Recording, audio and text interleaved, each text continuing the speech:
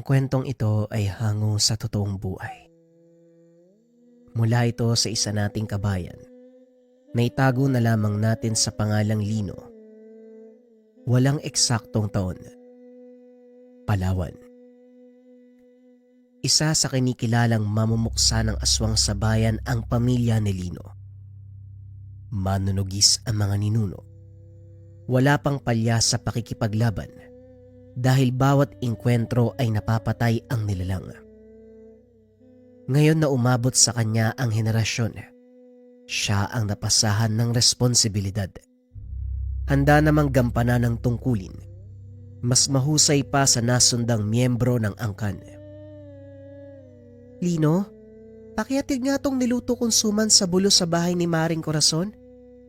Wala tayong maibibigay na limos sa lamay ng kanyang asawa eh. Eto na lamang. Pwedeng ipares sa kape ng mga bisitang makikiramay. Isama mo na rin yung tira sa produkto nating kabibing lampara. Pandagdag ilaw sa kanila. Eto rin ang kasoy, ibigay mo na rin. Bilaong paglagyan mo para madala lahat ha. Sige na, lumakad ka na. Wika ng ina.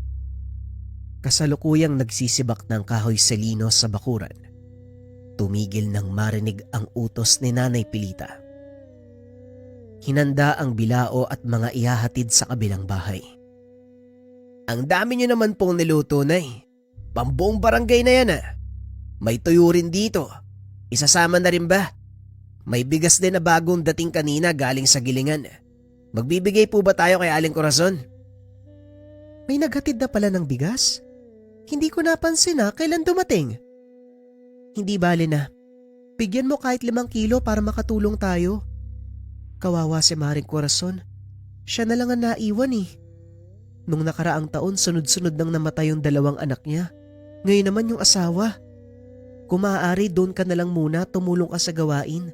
Susunod ako pagkatapos ko dito. Sige o. Wala rin kasi si Joel kaya walang katulong dun sa lamay. Tapos naman na ako magsibak. Naipasok na rin sa silong yung mga kahoy. Maganda yan. Gusto ko rin na naroon ka sa lamay para mabantayan mo yung katawan ng patay. Alam mo na diba, maraming balbal sa lugar natin. Bawat burol binibiktima. Walang iya, patay na nga nilalapastangan pa. Mag-ingat ka dun Kung sakaling may makita kang kahinahinala, gawan mo ng paraan ng walang ibang makakalata. Ilang beses nang may nabiktima ang balbal sa lugar. Akala mo patay na katawan ng kaanak ang pinagluluksaan. Yung pala replika. Puno ng saging ang pinaglalamayan. Ang aswang na balbal ay palihim na ginagawa ang pakay. May ritual na inilalapat upang hindi mapansin ng mga tao ang pagdanakaw. Dahil maalam ang pamilya ni Lino, masuri sa ganitong klaseng kababalagan. Madali nilang natutukoy kung tunay o hindi ang laman ng kabaong. Isa na dito si Nanay Pilita na ilang ulit nang nakasaksi. Hindi lang magawang ipagsabi sa iba dahil maraming hindi naniniwala. Siya pa ang masasabihang baliw kapag nagkataon. Pagkatapos maianda sa bilao ang mga dadalhin, nagpaalam na si Lino. Nakarating siya sa tahanan ni Aling Corazon. Makalipas ang ilang sandali dahil ilang metro lang ang layo noon. Naabutan niya ang mga nagsusugal na naghahanap ng makakain. Inihain kagad ang bitbit. Tumulong na rin sa ibang gawain lalo na sa paghahanda ng hapunan. Lino, ang bait mo talagang bata ka. Kahit hindi tayo magkaano-ano, nandito ka para tumulong. Inutusan ko kasi si Joel na mamili sa bayan. Kinulang ng kape at pandesal. Kaninang umaga ko pa inutusan pero maggagabi na wala pa rin. Patang yun talaga. Pumuslit na naman siguro sa sabungan. Ay nako. Wika ng matanda. Pamangkin ng asawa nito si Joel. Kinupkup upang makatulong sa kanilang mag-asawa. Pasaway ang taong ito, kaya hindi maiwasang makonsumisyon. Ganyan po talaga ang kabataan ngayon lalo na sa edad namin. Hindi talaga kayang pigilan ng sarili, lalo na sa mga bagay na nakailigan. Baka mamaya umuwi na rin si Joel, Manang. Pansin ko nga, ganyan ang kabataan sa panahon ngayon pero naiiba ka. Responsable sa buhay. Hindi sumasali sa anumang kaguluhan. Hindi katulad niyang si Joel. Minsan umuwi dito hinahabol lang kaaway. Mabuti pa si Maring Pelita. Napalaki ng mabuti ang anak. Tumawa na lang si Lino sa sinabi nito. Ilang sandali pa dumating si Joel dala ang mga pinamili. May dalang balitang kababalagan na pasikretong ibinulong sa kanya. Paring Lino, halika muna. Dali, may dapat kang malaman. Bilisan mo. Wika nito. Kuryosong lumapit si Lino. Siguraduhin mong hindi yan kalokohan ha. Kita mong maraming gawain, mangiistorbo ka. Galing ako sa bayan, di ba? Nakarinig ako ng balita tungkol sa balbal. May pinaglalamayan doon nung nakaraang araw eh. Ang sabi ng manong na nakausap ko, biktima daw ng aswang ang patay. Walang naniwala nung sinabi niya. Alam mo naman, di ba? Hindi lahat ng tao sa lugar maniniwala sa mga ganyang usapin. Pero ang pinakamatindi, kilala ng manong na yun ang balbal. Taga dito daw sa atin eh. Hindi niya lang alam yung pangalan pero kilala ang muka. Wala akong ideya kung sino eh. Ayaw niyang sabihin eh. Napaisip si Lino sa sinabi ng kaibigan. Matagal na panahon na silang nakatira sa lugar pero wala siyang kilalang aswang na taga roon. Sigurado ka ba? Baka adik lang yung manong na nakausap mo. Alam mo naman ang pamilya namin. Nakikilala ang aswang kahit nasaan yung tao pa yan. Wala naman ako natutukoy dito na aswang eh. Huwag ka masyadong magpapauto dun. Malay ko rin pero baka totoo, posible naman, di ba? Sa dami ng tao dito, hindi natin sila personal na kilala. Baka nagawang itago ng mabuti ang katauhan. Pero para sa lamay ni Lolo Pasito, kinakabahan ako ha. Bawat lamay kahit saan mang lugar halos nabibiktima ng balbal na yan eh. Paano kung si Lolo din? Patay na nga, bibiktimahin pa. Napakahlang ng kaluluwa ng lintik na aswang na yan eh. Subukan lang nilang lumapit dito. Ako mismo ang papatay sa kanila. Natuwa naman ang kaibigan. Dahil alam nito na hindi sila papabayaan. Lalo na kung pambibiktima ng aswang ang pag-uusapan. Sa mga sumunod na sandali, naging abala sa pag-aasikaso ng mga bisitang nakiramay. Silang dalawa ni Joel ang naghahatid ng pagkain at kape sa bawat mesa. Sina Aling Corazon at Nanay Pilita naman ang kumikilos sa gawaing kusina. Sa kalagitnaan ng sitwasyon, naagaw ang pansin ni Lino sa dumating na dalawang lalaki. Hindi kilala maging si Joel. Pasimpleng lumapit sa kabaong ang mga ito. Naluluwa pang nakatingin sa patay. Ilang sandali pa lumabas si Aling Corazon. Inasahan nilang kilala ng matanda ang mga lalaki pero laking gulat dahil hindi. Sigurado ka, Lola? Sa kilos ng mga yan parang malapit kay Lolo. Hindi niyo po ba talaga kilala? Tignan niyong mabuti, baka nakalimutan niyo lang. Tigilan mo ako, Joel ha. Lokong batang ito. Sabing hindi ko nga sila kilala. Saka, iilan lang ang kaanak ng Lolo Pasito mo. Lahat pa nandun sa Mindanao. Walang nagsabi na pupunta sila dito eh. Sandali nga, lalapitan ko para malaman natin. Nilapitan ng matanda ang dalawang lalaki. Tinanong kung kaano-ano ang yumaong asawa. Sumagot ito na pinsan. Pinaniwalaan naman ito ni Aling Pasita. Hindi na naisip na magduda. Ito talagang si Lola. Ang daling mauto. Umiyak lang yung dalawa sa kabaong ni Lolo tapos sinabing kaanak. Naniwala na kagad. Ewan. Basta wala akong tiwala sa mga lalaking yan. Mukha pa lang masamang loob na eh. Kahit si Lino hindi kumbinsido. Batay sa galawan ng mga ito ay parang may ibang motibo. Kaso nga lang hindi magawang makakontra. Si Aling Pasita na mismo ang nagpasya. Kahit si Joel na pamangkin ay walang nagawa. Binantayan na lamang ang kilos ng mga ito. Wala namang kainahinala pero hindi magawang magpakampante.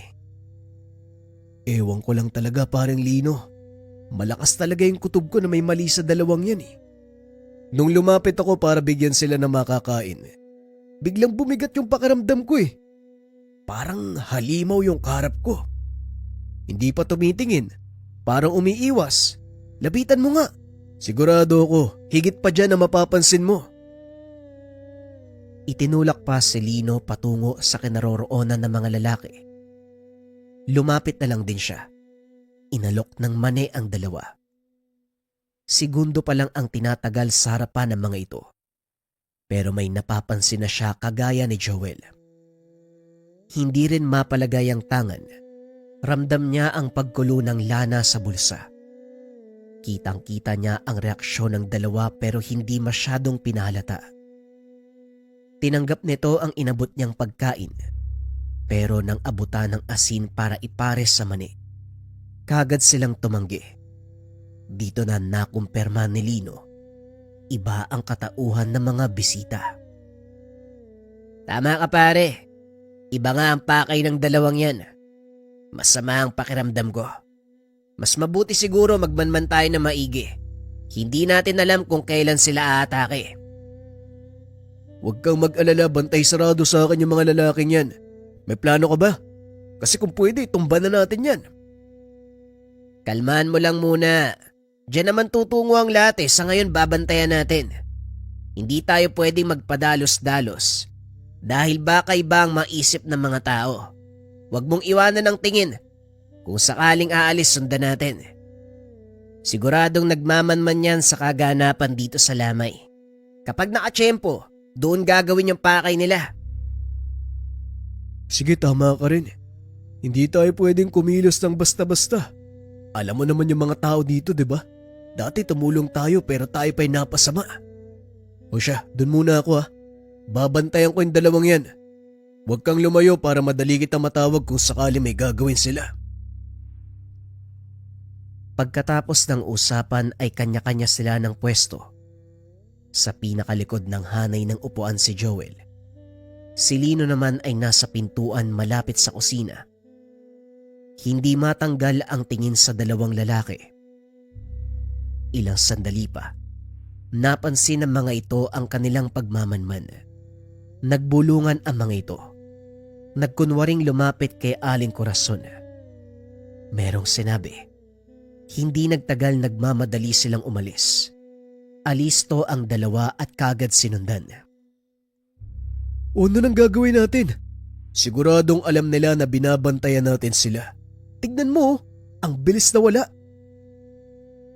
Wika ni Joel. Nang maisahan sila ng mga ito. Nasa unahan lang nila kanina. Pero sa isang kurap ay biglang naglaho. Wala pa rin magbabago. Pupuksain natin ang mga yan. Hindi ko na sila maramdaman. Bumalik tayo sa bahay at doon maghintay. Sigurado akong babalik sila. Binantayan nila ang bangkay. Naupo malapit sa kabaong. Paulit-ulit namang tinitignan ni Lino ang laman ng kabaong upang masiguradong hindi napalitan. Nagtataka si Aling Corazon sa dalawa kaya lumapit upang masita. Kanina ko pa kayo napapansin. Kakaiba ang kinikilos nyo. Pati yung kaanak ng lolo nyong umalis. Nailang dahil sa inyo. Ano bang nangyayari? Tinataboy nyo ang mga bisita. Kaanak, naniwala naman kay Lola. Hindi ko maalala na may nabanggit si Lolo tungkol sa mga yon. Ang tatanda na ng dalawa eh. Kaya kung kapamilya sila ni Lolo, sana naikwento sa atin pero wala. Alam mo Lola, mapapahamak tayo sa ganyan mo ugali eh. Palibasa hindi ka naniniwala sa mga aswang eh. Abay bastos kang bata ka. Halika nga dito, kukuruting kwenta giliran mo. Hindi dahil malaki ka na, sasagot ka ng ganyan sa akin. Tama na ho. Pasensya ka na, Aling Corazon. Medyo lasing lang tong si Joel kaya hindi na alam yung sinasabi niya. Nakitungga kasi sa inuman ni Mang Kanor dyan sa tabi. Mas mabuti ho, doon na lang kayo sa kusina. Maraming tao doon, hihingi yata ng kape. Ay, oo nga, o siya. Doon ako. Ikaw, Joel malilintikan ka sa akin mamaya, humanda ka. Ikaw naman kasi, alam mong medyo mainitin ang ulo ni Aling Corazon, ginaganon mo pa.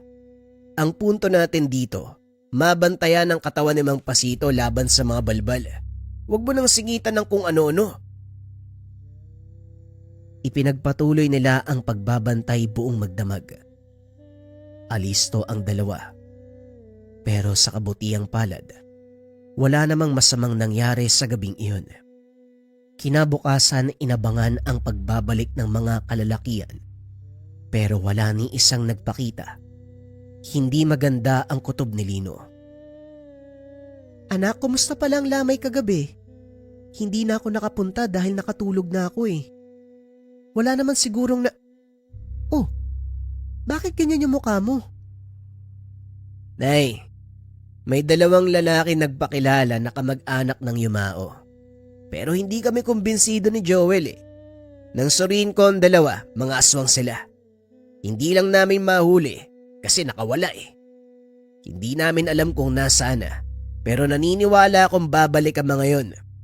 Sila pa, sa lahi ng nilalang na ito, babalikan nila ang lamay kahit delikado para sa kanila. Wala silang pakialam basta makuha lang ang bangkay. Isa yan sa paraan nila para malapitan ang bangkay. Sinusuri nila yan eh. Yan ang una nilang ginagawa. Naniniwala ako, siguradong babalik ang mga yon. May plano ka ba? Meron naman po. Aabangan ko sila. Bago nila magalaw ang katawan ni Mang Pasito, kailangan muna nilang malampasan ang lupit ko. Bumalik siya sa tahanan ni Aling Corazon kasama ang ina. Kagad minanmana ng paligid. Wala siyang nakitang mali kaya nagpatuloy sa pagtulong sa mga gawain. Naging abala sa mga sumunod na sandali dahil huling gabi na ng lamay, libing na kinabukasan.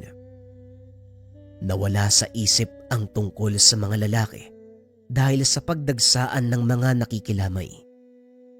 Kabilang narito ang kasamahan sa trabaho ng Yumao at kaanak ni Aling Corazon. Sa kaliwat kanang gawain, hindi na naisip ang mahalagang bagay. Sa gabing iyon, nagsagawa ng seremonya para mabindisyonan ng katawan. Maraming tao ang nag-antay sa pagdating ng magsasagawa ng ritual. Pero masukal ang lugar. Mahirap ang daanan kaya natagalan. Hindi nasimulan kagad dahil pinakain muna ng hapunan ang alagad ng simbahan. Habang nag-aantay, napansin ni Joel ang dalawang lalaki. Nakatayo sa hindi kalayuan. Pasimple itong pinaalam kay Lino. Pare, nandito na yung mga lalaki oh. Kakaiba yung tingin nila oh. Wala talagang sinasanto mga yan ah. Kitang nandito yung alagad ng simbahan, hindi pa rin sila natatakot. Parang simple lang para sa kanila ang lumunok ng takot ano? Ano? Papalag na ba tayo? Tinignan ni Lino ang kinalalagyan ng dalawa. Nakadistansya ang mga ito sa bahay. Palinga-linga sa paligid na parang naghahanap ng pagkakataon. Papalag tayo. Humanda ka na. Lalabanan natin sila. Teka, anong ginagawa mo? Sasali ka ba o hindi? Tutugisin natin yan. Siguro kaya mo na yan mag-isa no? Ano kasi parang mas gusto ko makinig ng ng sermon ng pare. Mas ayos siguro ko dito. Sige na. Ikaw na lang siguro. Napabuntong hininga si Lino sa kilos ng kaibigan. Ang buong akala niya ay lalaban ito. Hindi na lang gaanong pinansin. Binalingan ng atensyon ang mga lalaki. Dahan-dahan silang kumilos. Sinundan niya ang dinaanan ng mga ito patungo sa kakawyan. Naging mabilis ang kaganapan. Habang tumatagal, isa na lang sa dalawang lalaki ang nasusundan. Hindi niya napansin kung nasaan ang isa. Dito na nagsimulang mag-usal ang isang lalaki. Kumukumpas pa ang kamay na parang nagriritual. Ginamit niya ring ang natutunang orasyon. At dito napag-alaman Nakahanda na ang isa para tangayin ang bangkay sa lamay. Nagmamadali siyang bumalik pero hinatak ng nilalang. Pinigilan siya upang hindi makarating ng tahanan. Masyado kang matapang. Uunahin ko sana yung kaibigan mong naroon sa lamay. Pero ikaw na mismo nagpresenta na ikaw ang unang mamatay. Nagpalit ng anyo ang karap. Umangil ng napakalakas. Nabisto na nga kayo eh. Akala ko sapat na yon para hindi kayo bumalik. Talagang hayok yung laman yung mga aswang ano. Makakuha lang ng bibiktimahin. Sige lumapit ka nang magkaalaman tayo. Nagbuno na ang dalawa. Habang kinakalaban ng aswang hindi maiwasan ni Lino na mabahala sa kalagayan ng lamay. Naroon ang isa sa mga aswang. Sinubukang takasan ng kinakalaban pero mabilis siyang nasusundan. Kung saan siya dadaan ay hinaharangan ng nilalang. Ilang ulit pa siyang natumba dahil sa tindi ng lakas ng nilalang. Ayos ah. Mahusay at malakas ang isang to. Muling umatake ang nilalang. Nahirapan si Lino. Hindi madaan sa mano-manong laban. Wala siyang dalang patalim. Ngunit nagawa ng paraan. Hinuli niya ang kamay ng nilalang. Buong pwersang binali ang kamay. Ito ang ginamit niya upang patayin ang aswang. Ang mga kuko ng aswang ay tumagos sa lalamunan. Humandusay na lamang sa lupa. Dali-dali siyang bumalik ng lamay. Nagip ang balbal na nakaabang sa itaas ng puno at nagre-ritual. Nang makakuha ng patalim sa tahanan, walang pagdadalawang isip na pinuntahan ng nilalang. Kasalukuyang nagaganap ang misa, kaya hindi nito magawang tangayin ang bangkay. Nagtuos sila ng nilalang. Parehong ayaw magpatalo sa isa't isa. Ibinuhos ang buong lakas. Sinubukan ni Lino na mag-usan ng orasyon, pero kagad siyang pinipigilan ng aswang. Bumuelo siya ng taga pero daplis lang ang inabot. Ayos ka rin ah. Masyado kang madulas. Paulit-ulit niya itong tinaga hanggang sa umandusay ang nilalang. Pasimple niyang pinahira ng sariling pawis. Naupo sa tabi ng halimaw. Ayos din yung mga lahi niyo ano. Hinahanap niyo yung sariling kamatayan niyo. Makuha lang yung pagkayok sa laman. Buti sa akin kayo napadpad. Pareho kayong bagsak ng kasama mo. Nagpapanggap pang kaanak ng yumao. Ang kapal ng mukha niyo. Ang daming alam para makuha lang yung gustong biktimahin. Wika ni Lino. Paulit-ulit na sinasaksak ang nilalang. Natigilan na lang ng matauhan sa ginagawa. Mabilis niyang dinispatsa ang bangkay ng mga halimaw. Nagmamadaling bumalik sa lamay. Nagsimula na ang misa. Hindi lang magawang lumapit dahil kakagaling lang sa engkwentro. O anak, kanina pa kita Ako nangangamoy ka, umuwi ka nga, maligo ka dun. Magbihis ka. Bumalik ka dito pagkatapos mo, dalian mo. Pare, kumusta ang anak ng dinuguan? Mas nangangamoy aswang ka pa kaysa sa tunay na aswang ah. Ano nangyari sa'yo? Nalahian ka ba? Pabirong wika ni Joel. Hindi siya nakapagpigil. Umuwi ng tahanan at nag-ayos ng sarili. Pagbalik sa lamay, pasimpleng nakiupo at nakinig ng sermon. Pagkatapos ng misa, tumulong siya sa pagsisilbi sa mga bisita. Binigyan ng makakain at may inom. Uy, kwentuhan mo naman ako sa nangyari, ang tagal mong bumalik ah. Mabuti naman nakaabot ka pa sa misa. Kung sa bagay, matagal simulan kasi dumadaldal pa yung pare. Kung ano-ano yung sinasabi. Naiwan pa ang ibang gamit o ay nako. Mga taga-silbi niya, mga alalay, di din nag-iisip na maayos eh. Huwag ka na nga magsalita ng ganyan. Hayaan mo sila. Pero kung sumama ka kanina, hindi ka sana nagtatanong ngayon. Mabuti pa ang manok sa'yo eh. May katapangan. Ikaw magaling lang sa salita. Sasabi-sabi pa ng papalaga natin, tapos hindi ka naman pala sasama. Duwag! Eto naman, parang yun lang eh. Hindi ako ipinanganak na kasing tapang mo. At saka, magsasaka ng maisang pamilya ko ha. Hindi mang dirigmang katulad nyo. Ang trabaho ko, kumain lang. Ikaw ang trabaho mo, tumugis ng nilalang. May kanya-kanya tayong gawain sa mundo. Ginagampanan ko naman yung sa akin eh. Sige na, magkwento ka na. Ibabahagi ko yan sa mga tropa ko eh. Ayun, ninanakaw mo yung kwento ko. Tapos ipagmamayabang mo sa mga kabarkada mong ututo. Ay nako. O ito ang kasoy, lamunin mo. Lumayo ka nga sa akin ng kulit mo. Naalibadbaran ako eh. Arte ng lalaking to. Damot mo! Lumipas ang gabi. Magaan na ang pakiramdam ni Lino.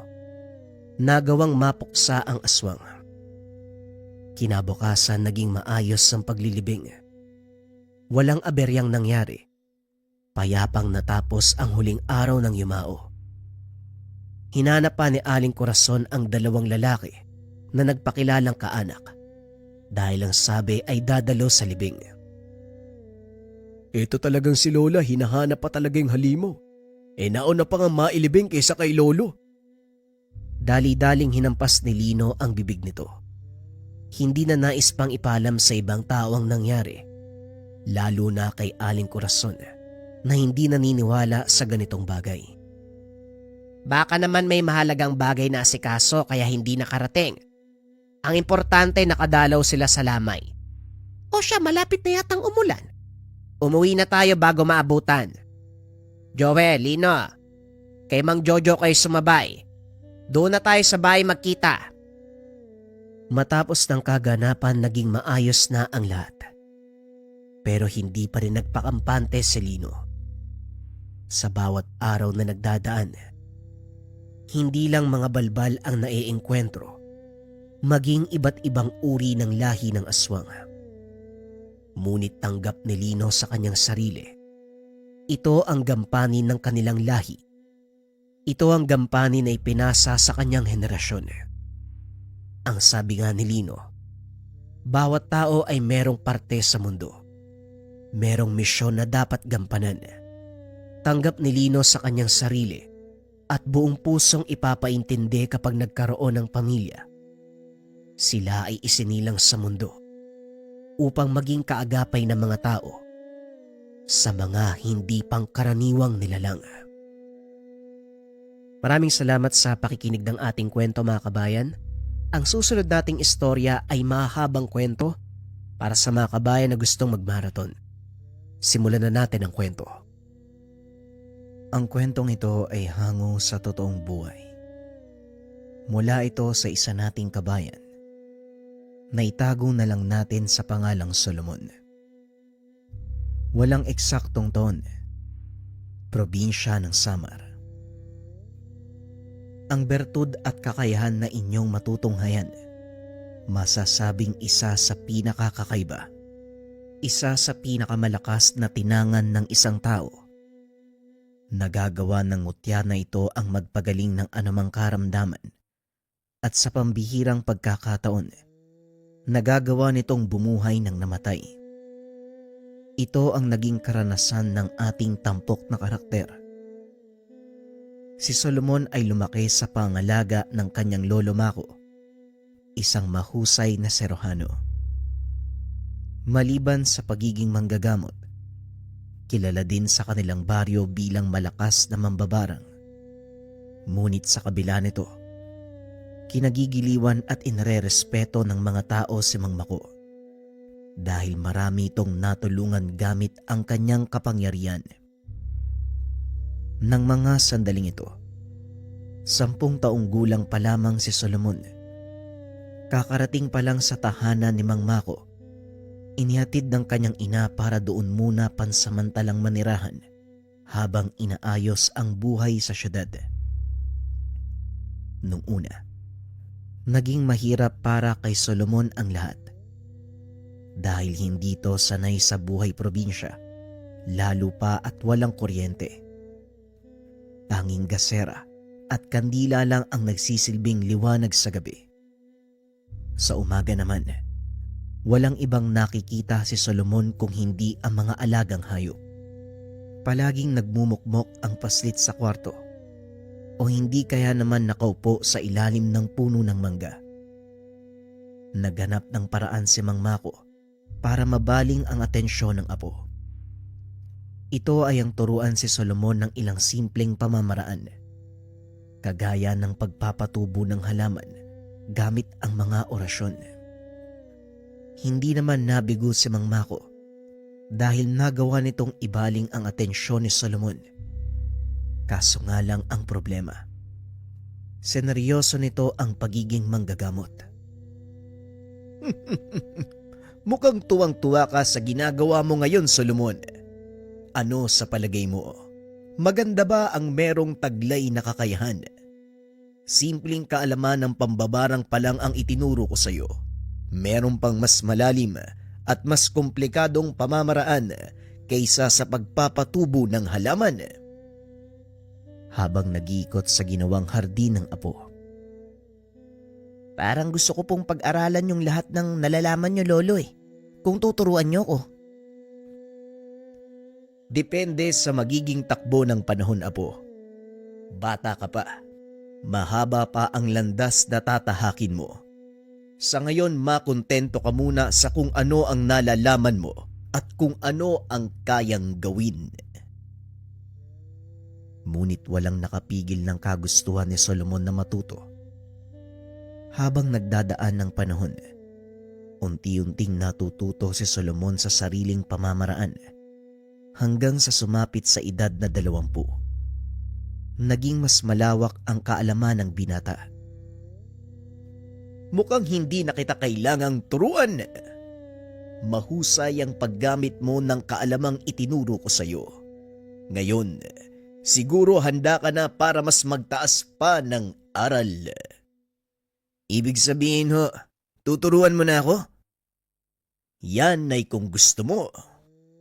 Oo naman ho, matagal ko nang hinihiling sa inyo na turuan ako Pues, ituturo ko sa iyo ang lahat ng aking kaalaman. Ngunit sasabihin ko ngayon pa lang, hindi biro ang pagdadaanan mo.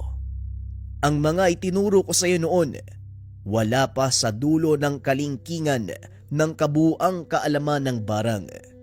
Sana lang ay makayanan mo.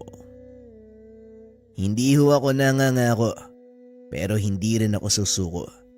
Sisikapin kong makayanan anuman ang pagsubok na pagdaanan ko. Nang gabing iyon, inilabas ni Mang Mako ang napakaraming libro. Lahat ng ito ay tungkol sa pambabarang. Naglalaman ito ng ilang pamamaraan kung paanong gagamitin ang kakayahan sa mabuting paraan. Ang nilalaman ng mga libro na yan, pamamaraan kung paanong gamitin ang pambabarang sa panggagamot.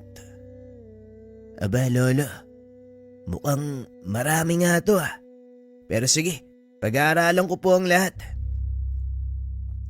Napansin nito ang isang itim na libro. Nagawa sa balat ng hayop ang takip. Akmang dadamputin na sana ng binata nang biglang agawin ni Mang Mako. Hindi pa para sa iyo ang nilalaman ng aklat na ito. Hala, sige na, magpahinga ka at bukas mo simula ng pag-aaral. Sandali lang ho, Lolo. Ano ba ang laman ng libro na yan? Ang nilalaman ng librong ito ay ang madilim na katotohanan ng kaalaman sa pambabarang. Ayokong matutunan mo ang mga aral mula sa librong ito dahil hindi ko gustong matulad ka sa akin. Wala po akong alam sa kung anong nangyari sa inyo sa nakaraan, Lolo. Wala rin naman nasabi sa akin si Nanay tungkol sa inyo Maaari ko po bang malaman ang kwento nyo? Alam kong kukulitin mo ko tungkol sa bagay na yan. O siya, sige, ipapaliwanag ko sa iyo. Kumuha ka muna ng kape. Mahaba ang ating pag-uusapan. Dali-dali namang tumayo si Solomon para sundin ang utos ni Mang Mako. Pagbalik nito, bitbit ang 2 tasa ng kape. Sinimula ng matanda ang pagsasalaysay. Alam mo ba, Solomon, Hindi ako talaga manggagamot. Gaya mo, nagsimula akong matuto ng kaalaman sa pambabarang. Sa murang edad ako nagsimula, ngunit taliwas sa mga nalalaman mo ngayon ang aking natutunan. Ano? Ano po ang ibig niyong sabihin? Ang aral mula sa aklat na ito ang aking natutunan. Sa ngayon, hahayaan kitang basahin ang nilalaman nito. Pero hindi ako papayag na pag-aralan mo ang kaalaman ng pagpatay ng tao gamit ang barang. At habang binabasa nito ang nilalaman ng aklat, pinaliwanag ni Mang Mako ang kanyang nakaraan. Kaunting pagbabalik tanaw sa buhay ni Mang Mako. Nang mga panong ito, 10 taon pa lang si Mang Mako at gaya ni Solomon, natutong mamuhay sa piling ng ibang tao dahil iniwan din ito ng mga magulang. Sa kasamaang palad, hindi maganda ang mga itinuro sa kanya ng taong kinalakihan. Kinakatakutang mambabarang sa kanilang baryo ang tsuwi ni Mang Mako na ang pangalan ay Tasyo. Kasagsagan ng digmaan laban sa mga Hapon ng mga sandaling iyon, kaya nababalot ng karahasan ang buong bayan. Upang mabuhay, pinili ni Mang Tasyo na kumapit sa patalim. Ito ay sa pamamagitan ng pag-anib sa mga Hapon. Malaking pera ang pangako ng mga opisyal ng militar, kapalit ng pagkamatay ng ilang mahalagang opisyales ng mga dayuhan. At ang ginamit nilang pamamaraan sa pagpatay ay ang ritual ng pambabarang. Ito na ang buhay mo ngayon, Mako. Wala ka nang magagawa kung hindi yakapin ito. Wala nang mga magulang mo, at kung gusto mong mabuhay sa panahong ito, sumabay ka sa Agos. Pilit nitong tinuruan si Mako ng mga aral ng pambabarang hanggang sa lubusan nitong matutunan ang lahat. Isang araw habang nagsisibak ng kahoy, may mga taong dumating at kinausap si Mang Tasyo. May inabot na papel ang mga ito at isang litrato. Matapos makipag-usap, umalis na ang mga ito. Nilapitan ni Mang Tasyo si Mako upang kausapin. Siguro naman handa ka na para sa una mong trabaho, Mako. Eto, basahin mo ang nilalaman ng papel na yan. Pagmasdang mabuti ang larawan, yan ang unang papatawan mo ng parusang kamatayan. Nanlaki ang mga mata ni Mako sa sinabi ng tsuwin. Ngunit wala na itong magagawa dahil sa oras na tumanggi ay paparusahan nito ni Mang Tasyo. Bagaman labag sa kalooban, ginawa ni Mako ang utos ng tsuwin. Pagsapit ng dilim, sinimula ng binatang Mako ang pambabarang. Sa una ka lang uusigin ng konsensya, Mako. Pero sa oras na matapos mo ang pagpaparusa, sisiguraduhin ko sa'yo, hahanap-hanapin mo ang pakiramdam na yon. At isa pa, masamang tao ang papatawan mo ng parusa. Kaya huwag kang mag-alala dahil kahit papano, kabayanihan ang ginagawa natin para sa bayan. Inisip na lang din ni Mako na para sa ikabubuti ng lahat ang pagkitil niya ng buhay, kaya itinuloy nito ang pinapagawa ng tsuhin. Ilang araw matapos barangin ni Mako ang opisyal, nakatanggap ng balita ang mga ito. Kinumpirma ang kamatayan ng taong iyon. Halos hindi makapaniwala ang binata. Nakapatay siya ng tao sa kauna-unahang pagkakataon. Nasundan pa ito ng ilan pang biktima hanggang sa tila nasanay na lang si Mako. Napatunayan itong totoo ang sinasabi ng tsuwin. Natagpuan ng binata ang sarili. Aliw na aliw sa pagkitil ng buhay gamit ang kaalaman ng barang. Habang tumatagal, tila hindi na kontrolado ni Mako ang sarili na kahit ang mga inosenteng kababaryo, binabarang nito. Kaunting pagkakamali lang ng mga tao sa kanya, tinataniman niya ng sakit. At ang pinakamalalang nagawa ng binata, nang patayin ito ang Kapitan Del Barrio, nang minsan siyang sitahin dahil sa pag-inom ng lambanog sa tabi ng daan. Walang pagdadalawang isip itong binarang ni Mako hanggang sa namatay. Ngunit hindi nagtagal nakahanap ng malakas na katapatang binata, isang mahusay na mambabarang na nagngangalang Mang Genaro. Kilala itong manggagamot sa lugar. Hindi inaasahan ng binata na lalapit ang isa sa mga nabiktima sa matanda. Walang kamuwang-muwang si Mako na natuntun siya nito. Nang mga sandaling iyon, mag-isang nakaupo sa atangan ng bahay ang binata habang nakatulala. Nakabalik lang ito sa wisyo nang bigla siyang tapikin ng isang matanda. Mawalang galang na iho. Ito ba ang tahanan ni Tasyo?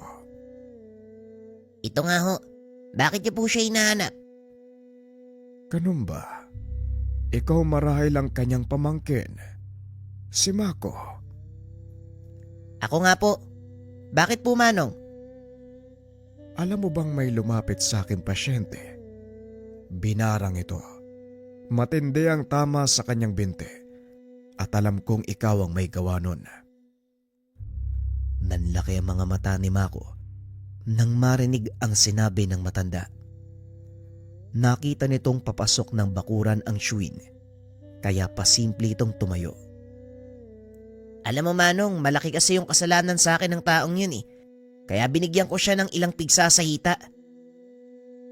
Kahit na, hindi mo dapat ginagamit sa pananakit ng kapwa ang kaalaman mo. Kahit anong dahilan. Sa pagkakataong iyon si Mang Tasyo ang nagsalita. Mawalang galang na po. Ano ba ang problema?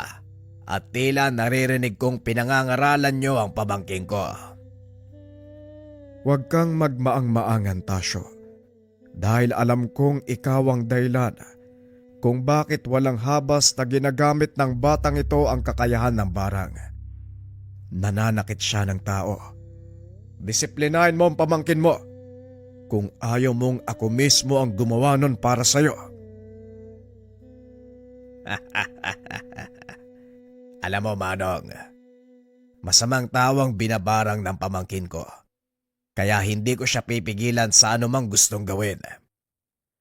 Kahit ang pagpatay sa Kapitan Del Barrio ng kabilang barangay, mabuting tao si Kapitan Bertega at wala kong nakikitang dahilan para patayin niyo ang taong iyon. Pasensya na, pero hindi ko gusto ang tono ng pananalita mo. Huwag mo kong pinagbibintangan sa bagay na hindi ko naman ginawa. Dahan-dahang pumupuslit si Mako sa pag-aakalang wala na sa kanya ang atensyon ni Mang Genaro. Kaso nga lang laking gulat ng binata. Sabay silang nanigas ng kanyang chewin. Magsilbi sanang babala sa inyo ang araw na ito, Tasyo. At ikaw naman, binata, huwag mong sayangin ang kakayahan mo. Malakas kang mambabarang. Nakakapanghinayang kung sa kasamaan mo ito gagamitin. Isinumpa ka na simula nang natutunan mo ang kakayahan na yan. Kaya huwag mo nang palalain pa ang kasalanang bumabalot sa pagkatao mo. Matapos ay may sinot ito sa leeg ng binata. Nang hina si Mako, napaluhod. Ano tong nilagay mo sa akin? Bakit hindi ko matanggal? Isa yang uri ng bertud. Walang nabawas sa kakayahan mo.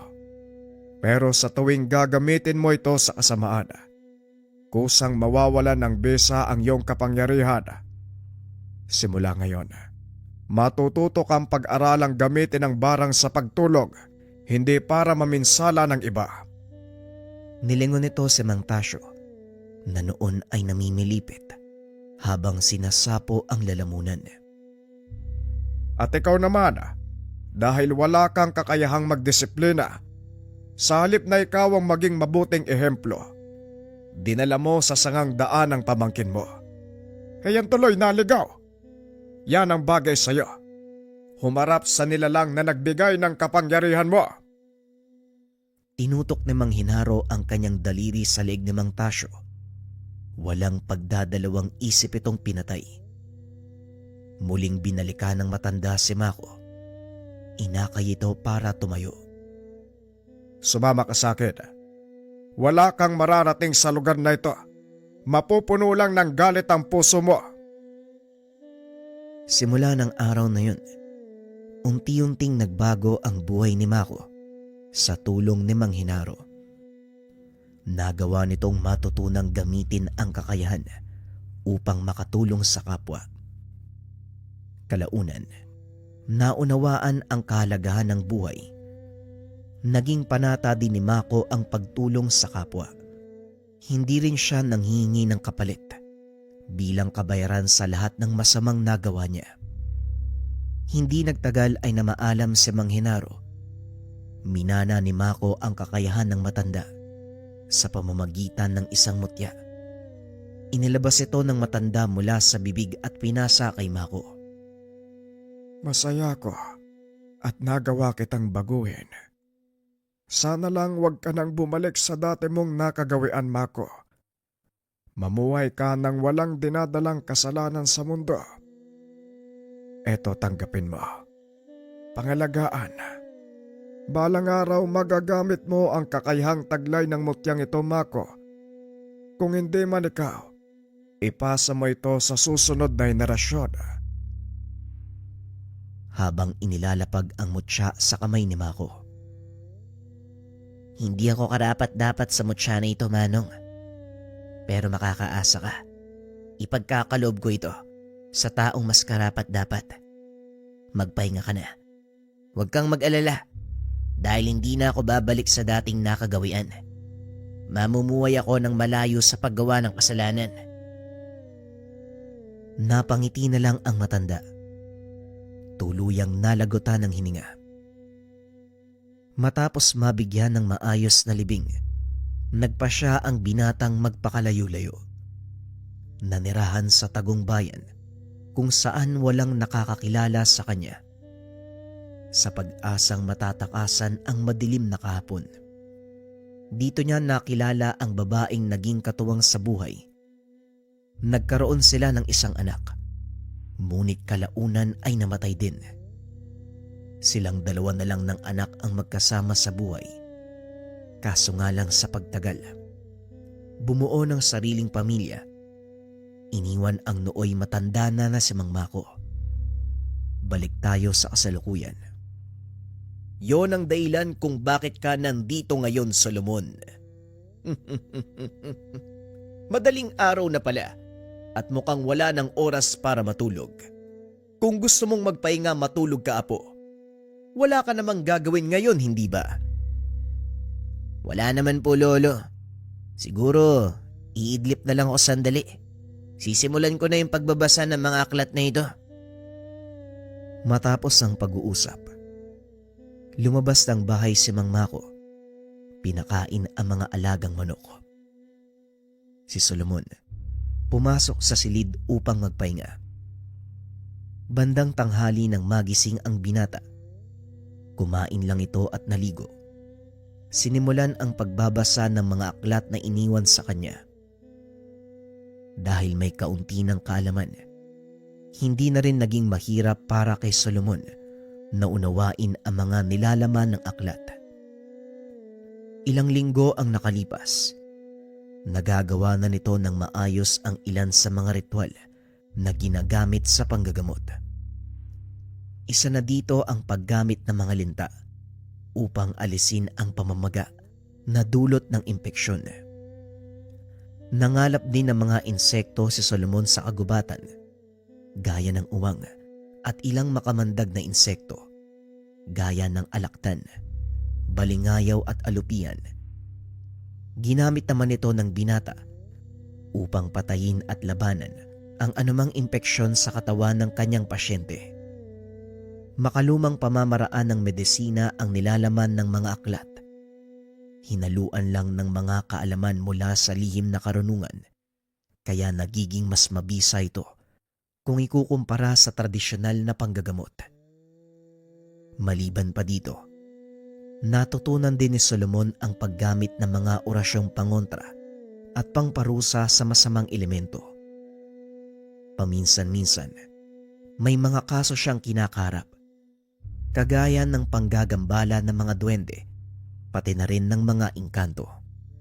Habang pinag-aaralan ang iba't ibang pamamaraan ng panggagamot, dumarami ang nakakakilala sa binata. Ito ang naging daan upang makasagupa ni Solomon ang isang mambabarang. Isang babae ang lumapit sa kanila, nagmamakaawang gamutin ang kanyang anak na dalaga.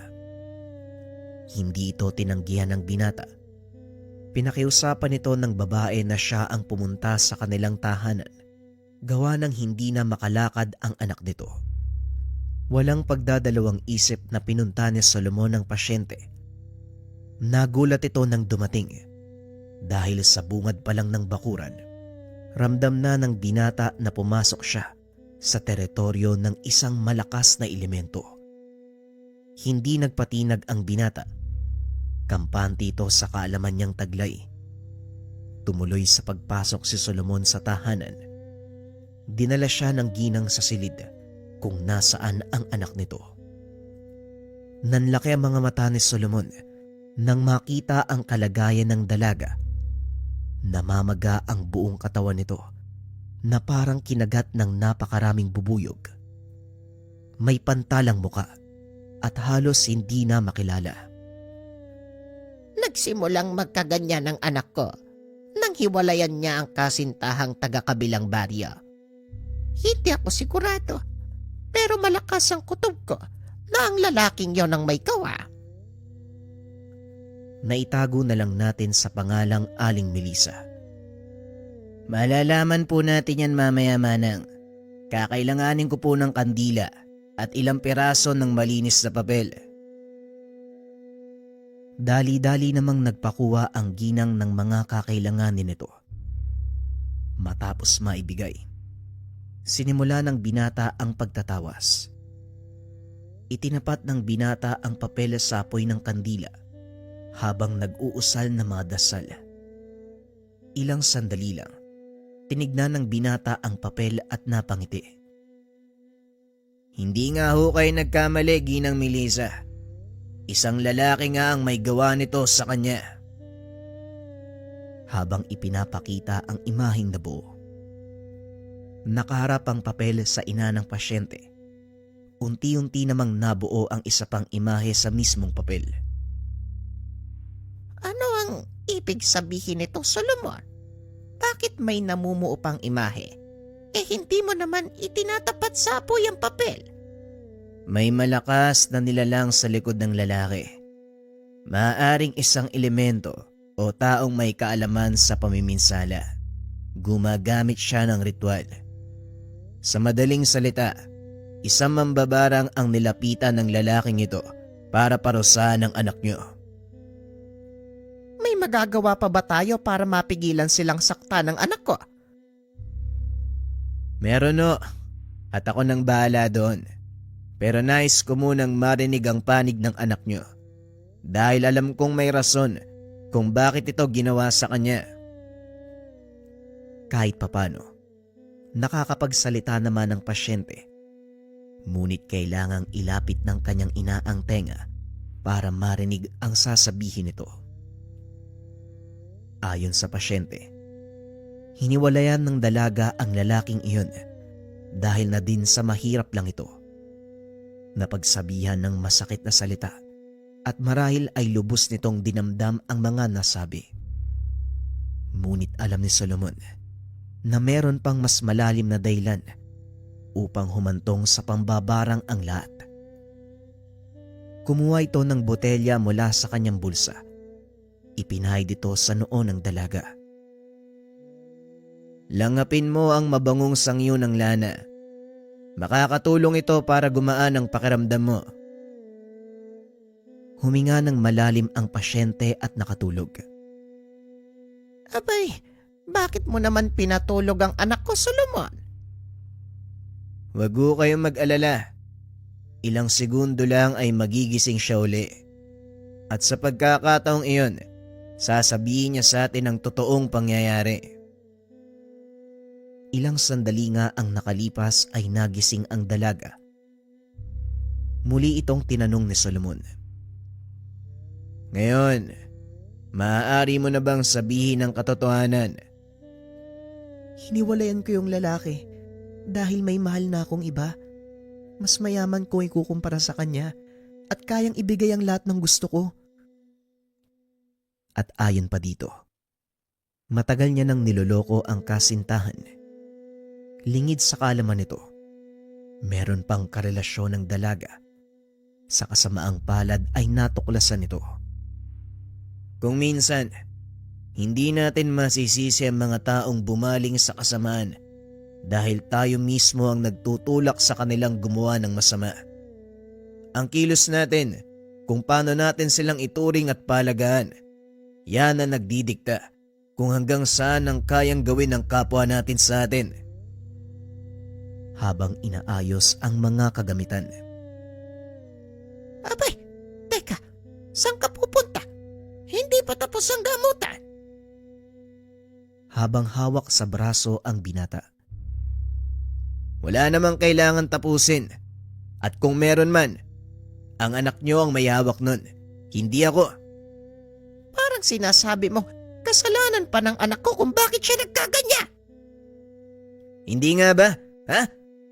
Hoy babae, sino ang nagloko? Hindi mo ba narinig ang lahat ang sinabi ng anak niyo? Lahat yon ay katotohanan. Dahil ang lanang ipinahid ko sa kanya, pipilitin siya magsabi ng totoo. At sa tuwing magsisinungaling ang taong papahiran niyan, makakaramdam siya ng matinding init na parang sinusunog ang bahagi ng balat kung saan ito ipinahid. Hindi ako naniniwala. Anak, anong sinasabi ng taong to? Hindi sumagot ang dalaga, kaya naman nagpatuloy sa paglalakad si Solomon. Kaso nga lang, pinigilan nito ni Aling Melissa. Hey, sandali lang. Wala ka bang magagawa para pagalingin ang anak ko? Nakasalala yun sa kanya kung paano siyang gagaling. Ikinalulungkot ko, ngunit wala na ako. Hindi na ituloy ng binata ang sasabihin dahil biglang napasigaw ang dalaga. Nakita nitong nabasa ng dugo ang kumot na nakatakip sa katawan ni Annalisa. Biglang nakaramdam ng awa si Solomon. Bagaman labag sa kanyang alituntunin, pinili ng binatang gamutin ng dalaga dahil kung wala siyang gagawin, tuluyan nitong mamamatay. Hinawakan ni Solomon ang pulso ng pasyente, nag-usal ng mga dasal. Pinalabas ang lahat ng nasa silid. Isinara ang mga bintana. Tanging silang tatlo lang ni Aling Melissa ang naiwan sa loob ng silid. Kailangan kong matunton ang kinaroroonan ng mambabarang na nagparusa sa kanya. Nag-usal ito ng mga dasal panghuli sa pagbabakasakaling matutunton ang mambabarang. Ngunit napahinto ang binata nang bigla itong makaramdam ng mabigat na presensya sa paligid. Anong nangyayari? Bakit ka natigilan? Huwag kayong lalabas ng kwartong ito. Hanggat maaari, wala rin kayong papapasukin. Dali-dali itong lumabas ng silid. Nagulat ang binata. Wala ng tao sa sala. Dahan-dahan itong naglakad palabas ng tahanan at doon nakita ang isang lalaking nakatayo sa bakuran. Ikaw pala ang manggagamot na sinubukan akong hanapin. Huwag ka nang mag-aksaya ng lakas. Nandito na ako sa harapan mo. Pero, hindi ba ikaw ang apo ni Mang Mako? Bakit mo tinutulungan ng mga taong ito? Alam mo ba ang buong kwento? Oo, alam ko ang buong kwento. At kahit ano pa ang dahilan, wala kayo sa lugar para pumatay ng tao bilang kaparusahan. Isang mambabarang na hindi kumikitil ng tao. Yan ba ang gusto mong ipakilala sa akin? Alam mo ba ang kasaysayan ng tinitingala mong Lolo Mako? Alam ko ang pinagmulan ng lolo Mako ko at hindi ko yon ikinakaya. At mukhang hindi yata akong dapat sumagot ng katanungan na yan mula sa'yo. Hindi na ako magtatanong kung bakit mo binarang ang dalagang nakatira sa tahanang ito. Malaki ang pagkakamaling nagawa niya at sa palagay ko, nararapat lang na tumanggap siya ng kaparusahan pero hindi sa ganitong paraan. O ngayon, anong gusto mong gawin ko? Alam mo palang ginawa ko lang ang nararapat eh. Bakit mo ko tinutugis? Para pigilan ka. Dahil kahit saang anggulo mo tignan, hindi pa rin makatarungan ng pumatay ng tao. Tumawa ng malakas ang lalaki at naglakad palayo. Hindi ito ang unang beses na nakaharap ako ng kapwa ko mambabarang. Pero sigurado ako, para sa iyo ito ang pinakauna mong karanasan. Magiging mabait ako sa ngayon, binata. Susundin ko ang gusto mong mangyari dahil ayokong mabigo ka sa unang panggagamot ng taong binarang. Bagaman nakakainsulto, hinayaan na lang ito ni Solomon dahil mas mahalaga sa kanya ang kapakanan ng pasyente. Maraming salamat sa pag-unawa. Maaari ko bang malaman ang pangalan mo? Ako nga pala si Solomon. Tawagin mo kong Crisostomo. Hanggang sa susunod nating pagkikita, Solomon. Pero kung ako sa'yo, hindi ko napapangarapin pang mangyari yon. Huwag kang mag-alala dahil sa susunod nating pagharap, hindi na ganito ang magiging tagpo. Huwag kang papakasiguro, bata. Matapos ay nagpatuloy na ito sa paglalakad. Nakahinga ng maluwag si Solomon dahil alam nitong wala siyang panama sa lalaking iyon. Ramdam niya ang kakaibang lakas na bumabalot sa katawan ni Crisostomo. Dali-daling pumasok ng tahanan ng binata upang tignan ang kalagayan ng pasyente. Ano nang nangyari sa anak ko? Magiging maayos na ang kalagayan niya. Nagawa kong pakiusapan ng mambabarang. Ngunit kailangan kong manatili hanggang bukas para masiguro ang tuluyan niyang paggaling. Naupo ito sa tabi ng higaan ng pasyente kasama si Aling Melissa. Magdamag na inobserbahan ang kalagayan ng dalaga hanggang sa mag-umaga. Nawala na ang pamamaga ng katawan ni Annalisa. Magaling na ang anak ko. Laking pasasalamat ni Solomon dahil tumupad sa sinabi ang nakaharap na mambabarang. Magaling na ho ang anak niyo. Magpapaalam na po ako. May sinulat akong ilang panuto na kailangan niyong sundin. Matapos ay nagpaalam na ito. Wala man lang narinig na pagpapasalamat ang binata.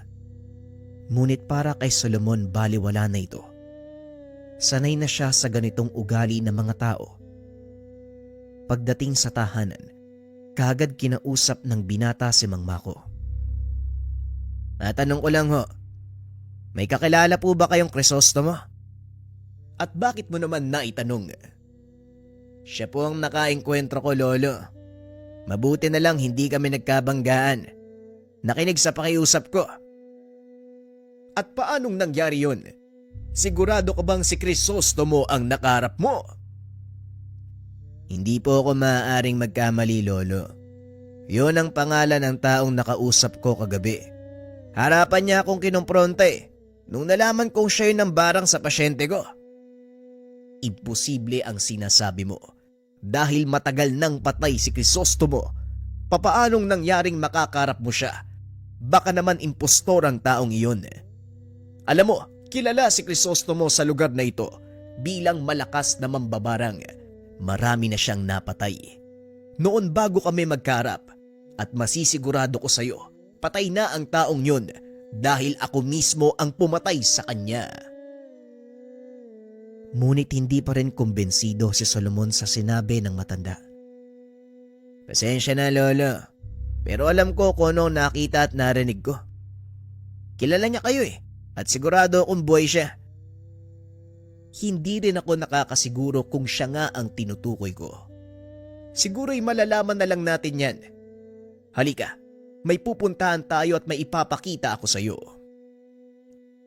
Dali-dali itong kumuha ng tungkod. Naglakad palabas ng bakuran. Mabilis namang sumunod si Solomon. Saan po ba tayo pupunta, Lolo? Parang kagubatan na to Pupunta tayo sa lugar kung saan ko inilibing si Crisostomo. Maya-maya narating ng mga ito ang malaking bato sa loob ng kagubatan. Napahinto si Mang Mako nang makitang may taong nakaupo sa tuktok ng malaking bato. Mukhang tama nga ang sinasabi mo, Solomon. Crisostomo, hindi ko akalaing makakaligtas ka sa ginawa ko sa iyo. Marahang lumingon si Crisostomo. Bumaba ito mula sa kinaupuan. Hindi ko rin akalain na magkikita tayo ulit, Tandang Mako. At ikaw, Iho, nagsumbong ka pala sa lolo mo. Gusto ko lang siguraduhin na totoo ang sinasabi ng binatang ito. Alam ko ang nangyari ilang taon na ang nakakaraan. Nagawa kitang patayin. Ako mismo ang pumatay at naglibing sa'yo. Paano kang nakaligtas at nabuhay? Nakalimutan mo yata ang bertud na ibinigay mo sa akin. Malaking pagkakamali ang ginawa mo nung araw na yon. Kaya heto ko, muling nabuhay. Biglang naalala ni Mang Mako ang nakaraan. Anong ibig sabihin ng taong yan? Anong bertud, Lolo? Ang mutya na ibinigay sa akin ng maestro ko. Yon ang sinasabi niyang bertud. Nagkamali ako ng pagkilala sa kanya sa pag-aakala kong siya ang nararapat na tagapagmana ng mutya. Ngunit nagkamali ako dahil ginamit niya lang ito sa pansariling kapakanan. Masyado ka lang naging negatibo. Saan mo ba dapat gamitin ang mutya? Hindi ba kung saan ito nararapat gamitin? Sa pagbuhay ng mga taong namatay? Hindi sa lahat ng panahon, Crisostomo, ang taong bubuhayin mo ay isang kriminal. Kahit ano pa ang sabihin mo sa akin ngayon, wala ka nang magagawa. Nabuhay ko na ang taong yon. Nalaman kong malaki din ang atraso mo sa kanya. Maya-maya, isang lalaki ang naglalakad papunta sa kanila. Nanlaki ang mga mata ni Mang Mako dahil ang taong binuhay ni Crisostomo walang iba kung hindi si Mang Tasyo.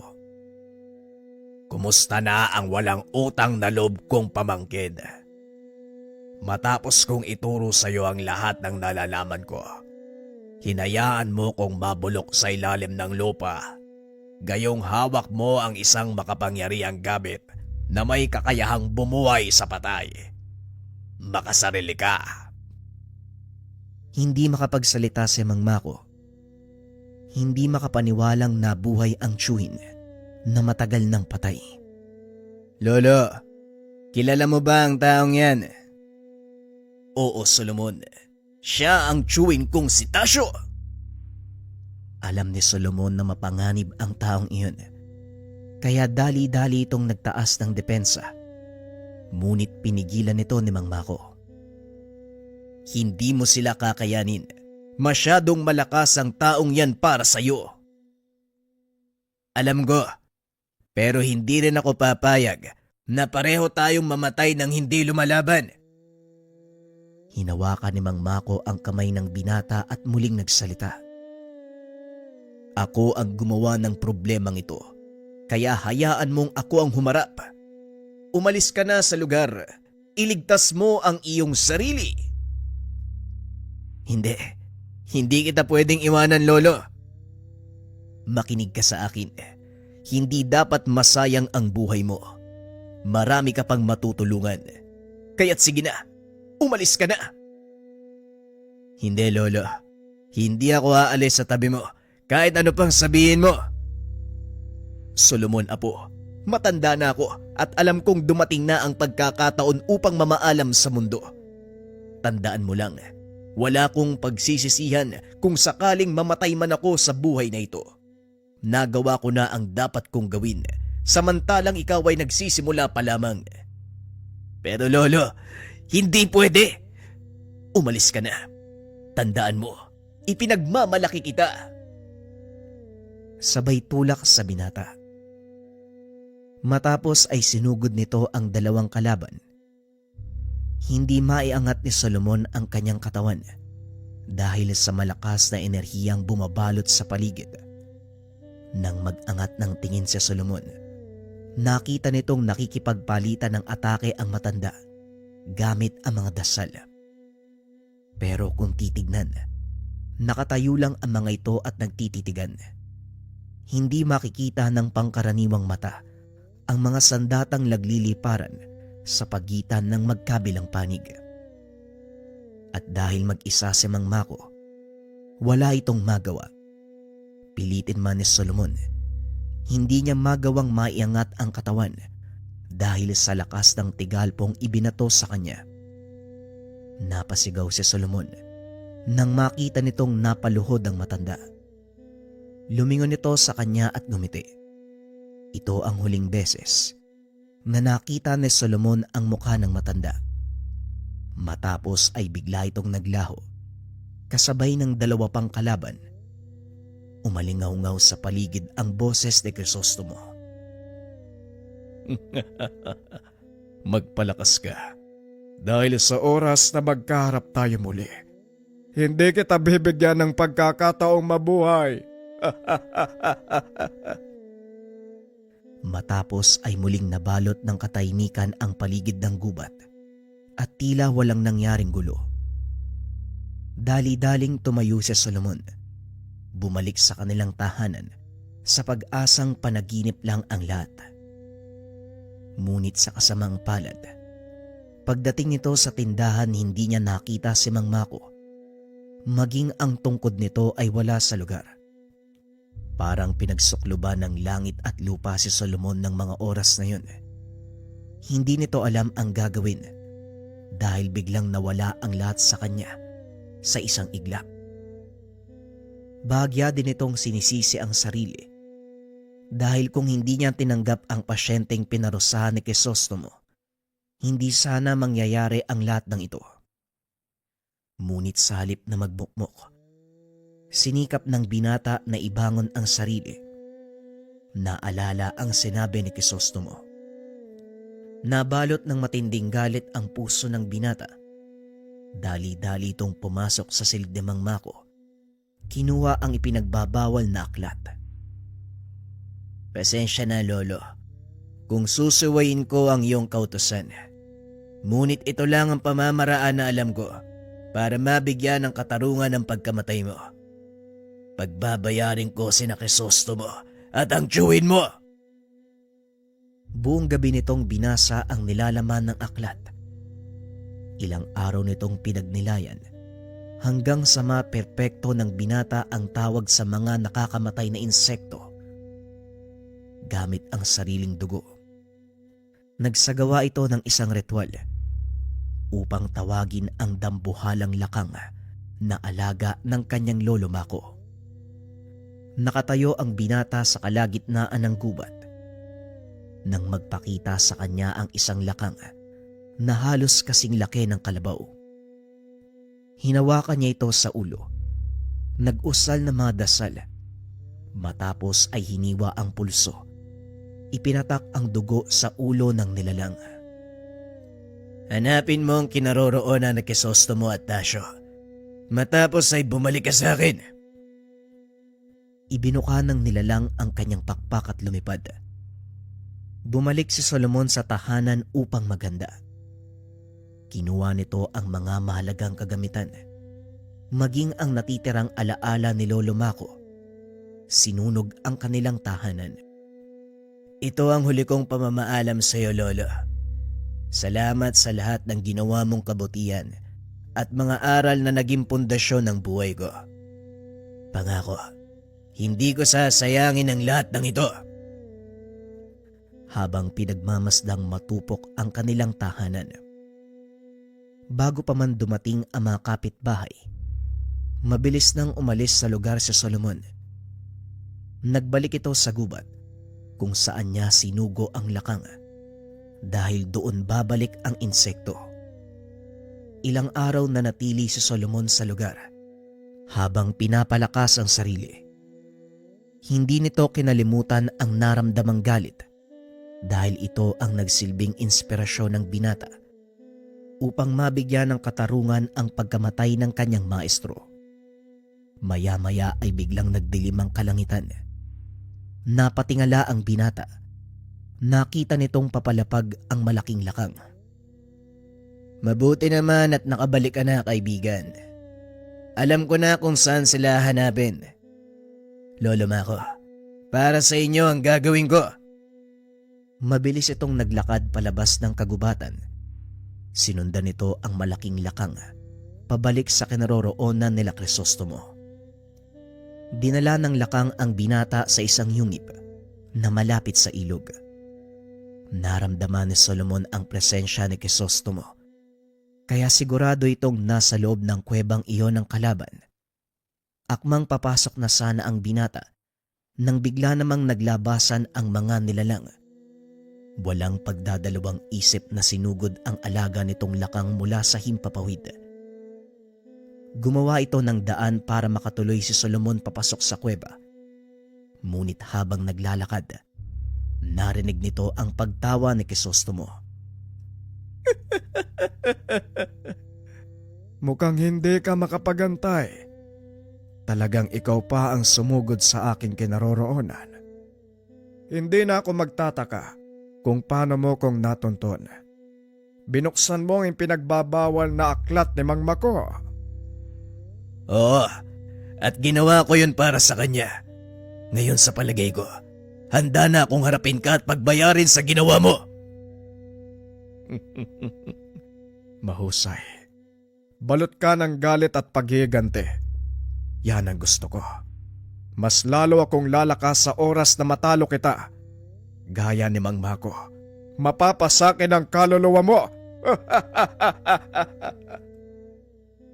Lumipad ang lakang at dumapo sa bandang likod ni Solomon na parang pinoprotekta nito gamit ang naglalakihang mga sungay. Hindi paghihiganti ang pakay ko sa'yo, kung hindi pagbibigay ng katarungan sa pagbatay mo kay Lolo Mako. Nagbato ito ng tigalpo at tinamaan si Crisostomo. Hindi nito inasahan ang gagawin ng binata, kaya naman hindi siya nakapaghanda. Nagtamo ng malaking sugat sa pisngi si Crisostomo na labis itong ikinagalit. Akmang gaganti na sana ito ng pag-atake. Ngunit nang tignan si Solomon, wala na ang binata sa kinakatayuan. Tignan natin kung may magagawa ka laban sa mga hindi nakikitang kalaban. Magaling! Ito ang gusto kong laban. May naitatago ka rin palang kausayan. Muling sumalakay si Solomon. Sa pagkakataong iyon malakas sa suntok ang binitawan. Muli siyang naglaho. Hindi pa man nakakatayo si Crisostomo. Muli na namang sumalakay ang binata gamit ang mga dasal pang atake. Walang hiya ka. Iniinsulto mo! Hindi nito naituloy ang sasabihin. Isang sibat ang tumarak sa kanyang katawan. Nang mapayuko ito, nakita niya si Solomon na lumabas mula sa ilalim ng lupa. Hindi lang ikaw ang may alam sa pagsasanay sa pambabarang. Alam ko ang bawat galaw mo, kaya pasensyahan tayo. Dahil ikaw ang hindi ko hahayaang mabuhay. Matapos ay muli itong naglaho. Hindi na magkamayaw si Crisostomo dahil sa mga natamong sugat. Sunod-sunod na hagupit pa ang natanggap habang nakaluhod. hanggang sa tuluyan ng tapusin ng binata ang buhay nito sa pamamagitan ng pagputol ng kanyang ulo. Para yan sa pagpatay mo kay Lolo Mako. Ngayon siguradong matatahimik na ang kaluluwa niya. Maya-maya ay lumabas sa yungib si Mang Tasyo. Pumapalakpak habang nakatitig ng nakakaloko. Mahusay! Nagawa mong talunin si Crisostomo. Ngayon malaya na ako. Nasaan ang mutya? Ibigay mo sa akin nang tuluyan kong makamit ang buhay na walang hanggan. Napayuko si Solomon. Nakita ang mutya na suot ng kalaban. Dali-dali niya itong kinuha at ipinatong sa bato, sabay hampas ng itak. Walang iya ka! Bakit mo sinira ang mutya? Hindi mo ba alam? Alam kong kaya nitong ibalik ang buhay ni Lolo Mako. Pero mas gugustuhin ko na hindi yun mangyari. Habang nandito ang mutyang ito, marami pang kagaya ni Crisostomo ang sisibol.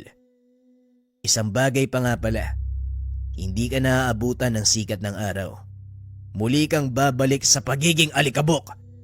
At kahit saan ka magsuot, hindi mo matatakasan ng kamatayan. Naglakad ito palayo. Sumugod naman si Tasyo, ngunit hinarang ito ng malaking lakang gamit ang kanyang malaking sungay. Idinikit nito sa puno ang matanda.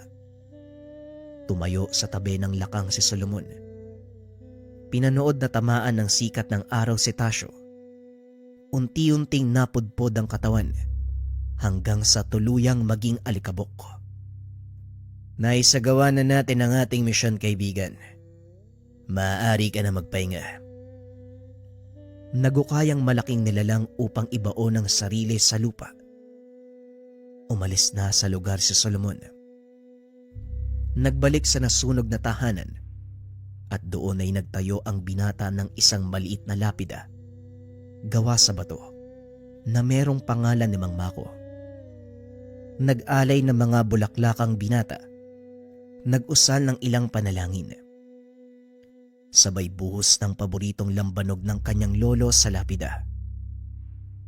Paalam, Lolo Mako. Salamat sa lahat. Huwag kayo mag-alala. Alam ko na ang daan kong tatahakin. Magpahinga na kayo hanggang sa muling pagkikita. Matapos ang kaganapang iyon, nilisan ni Solomon ang baryong kinalakihan. Pinili nitong magpakalayo-layo at mamuhay sa ibang panig ng bansa. Hanggang sa mapadpad ito sa kamay nilaan, doon ipinagpatuloy ni Solomon ang kanyang panggagamot. Maraming kumilala sa kanyang kausayan, ngunit wala ni isa sa mga ito ang nakakaalam ng totoong pagkatao ng binata. Gayunpaman, ginamit ni Solomon ang nalalaman para makatulong sa iba. Sa kasalukuyan, patuloy siyang nanggagamot. Hindi nito kinakaya ang pamamaraang ginagamit na mula sa kaaraman ng barang.